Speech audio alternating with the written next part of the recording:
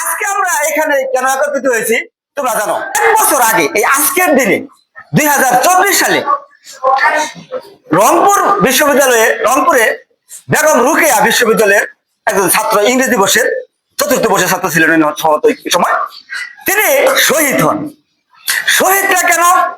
অর্থাৎ ফ্যাসিস্ট সরকার, আমাদের যে বিগত সরকার ছিল তাদের নিষ্পেষণ, এই আমাদের বৈষম্য হইত কোটার বিরুদ্ধে সমগ্র ছাত্র যখন সমগ্র বাংলাদেশে যখন আন্দোলন শুরু করে, ওই রংপুর অঞ্চলেও আবু সাইদ কিন্তু একটা আন্দোলনের নেতৃত্ব দিয়েছিল। ঘটনাক্রমে পুলিশ তাদের আন্দোলনে বাধা দেয়। বাধা দেওয়ার সময় এই আবু সাইদ সবার সামনে কিন্তু প্রাচীর হয়ে দাঁড়ায়। সে একটা কথা বলেছিল, বুকের ভিতর দারুণ জ্বর, বুক পেতেছি গুলি কর। অর্থাৎ এই যে কোটা ছিল, যে একজন মেধাবী স্টুডেন্ট হয়েও কোটার জন্য তারা কিন্তু ভালো চাকরি পেত না।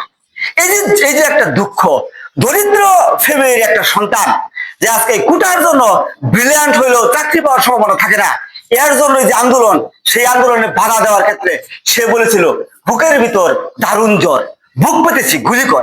কিন্তু ফলটা কি হয়েছে? এই ফলটা হয়েছে পরের দিন সমগ্র বাংলাদেশে সমগ্র শিক্ষার্থী খালি রাস্তার এরকম দুহাত প্রসারিত করে দাঁড়াই পড়ছে যে বুকের ভিতর দারুণ জ্বর, বুক পেতেছি গুলি কর। এর প্রশ্ন হইলো, এই সমগ্র এই বিজয়ের জন্য আবু সাইদকে কিন্তু এটার ক্রেডিটটা দেওয়া হয় কেন? চলো আমরা যদি 1952 সালে ভাষা আন্দোলনে যাই, সেখানে সালাম, বরকত, রফিক এরা কিন্তু ওদেরকে কিন্তু হত্যা করেছিল।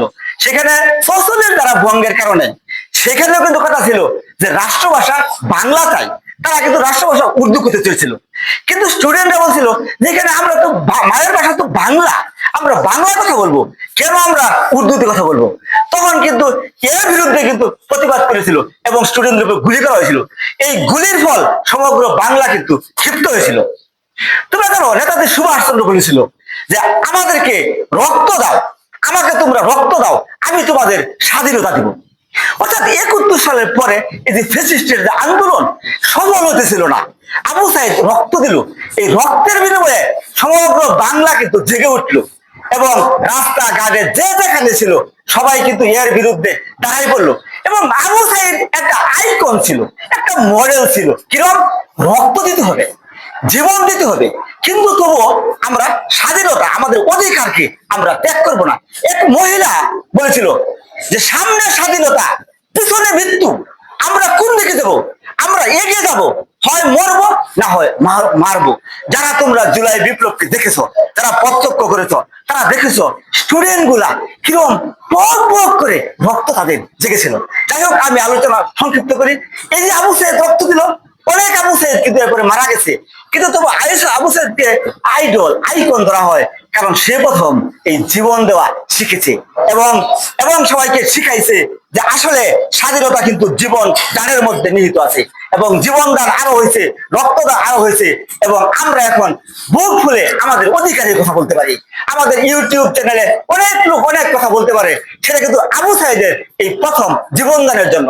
চলো আজকে আমরা তার এই শহীদ দিবসে, তার এই প্রয়াণ দিবসে, চলো আমরা হাত তুলে দোয়া করি আমাদেরকে যারা বুকের ভিতর এই 1000 বছরের যে চাপা পাথর যারা আজকে আমাকে মুক্ত করলো, তাদেরকে যেন আল্লাহ বেহেশতিবাসী করে।